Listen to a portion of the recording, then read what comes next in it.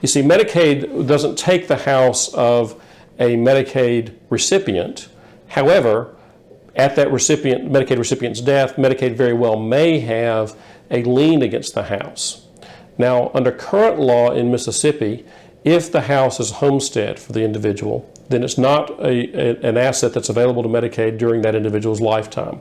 On top of that, if that individual leaves that house to a child, grandchild, or spouse, then that house retains its homestead protection, and Medicaid again can't assert a lien against that house in the estate because it passes out of the estate exempt from creditors, including Medicaid.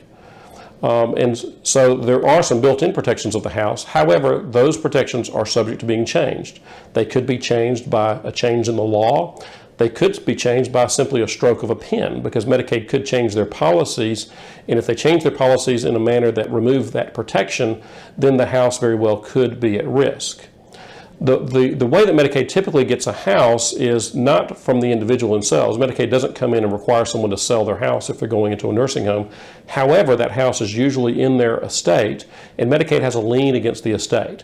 If that homestead protection is ever removed, either through a policy change or through a change in the law, then the house would not be an exempt asset. On top of that, if the house were being transferred at death to a non-exempt individual, someone other than a child, grandchild, or spouse, then Medicaid would have absolutely the right to make claims against the house and to assert their lien against that house as well as any other assets of the estate. So the house is subject to being lost if something isn't done to protect it.